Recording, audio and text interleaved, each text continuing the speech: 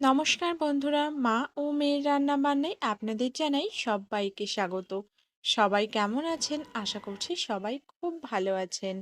আজকে আবারও একটা নতুন রেসিপি নিয়ে আপনাদের মাঝে হাজির হলাম। আজকের রেসিপি দুধ পুলি। প্রথমে দুধ পুলি বানানোর জন্য নারকেলটা ছাড়িয়ে নিয়েছি।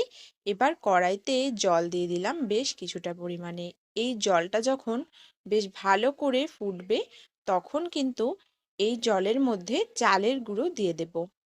চালের গুঁড়ো দিয়ে ভালো করে চালের গুঁড়োটাকে আরও কিছুক্ষণের জন্য গ্যাসের হিটটা লো করে জাল করে নেব।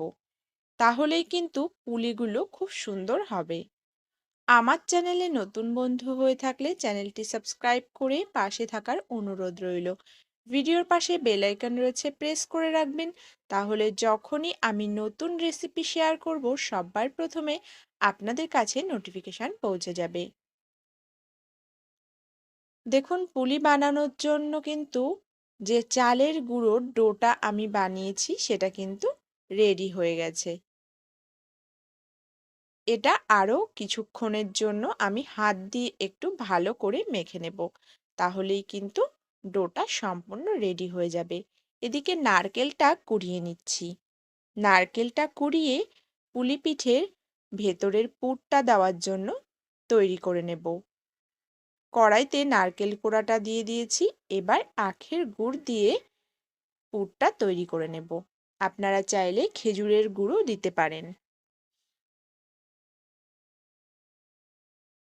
যেভাবে আমরা নারকেলের নাড়ু বানাই, ওইভাবেই কিন্তু আমরা নারকেলের পুরটা তৈরি করে নেব। নারকেলের পুরটা প্রায় রেডি হয়ে এসেছে। এবার নামিয়ে নেব। নামিয়ে আমি নাড়ুর মতনই গোল গোল করে রেখে দিয়েছি। এবার পুলি পিঠেটা তৈরি করে নিচ্ছি।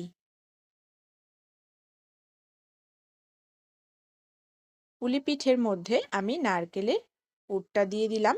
দিয়ে এইভাবে সমস্ত পুলিগুলোকে একটু জল দিয়ে আটকে দেব মুখটা। সামান্য পরিমাণে জল দিয়ে মুখটা আটকে দিলেই কিন্তু হয়ে যাবে।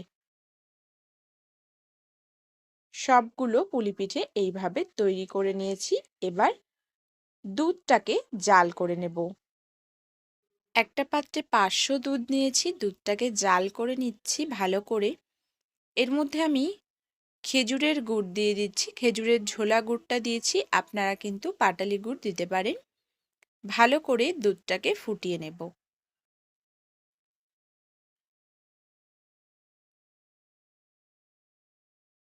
দুধটা বেশ ভালো করে ফুটে গেলে এর মধ্যে পুলি পিঠাগুলোকে দিয়ে দেব।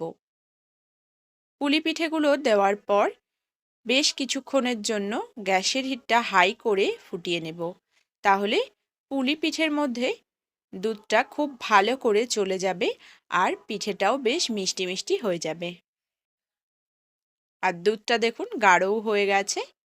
এবার নামিয়ে নেব। এই যে পিঠেগুলো কিন্তু একটাও ভাঙেনি। পিঠেগুলো কিন্তু সব একদম গোটা গোটা রয়েছে। শীতের সময় এইভাবে একবার দুধ পুলি বানিয়ে খেয়ে দেখুন, আশা করছি খুব ভালো লাগবে।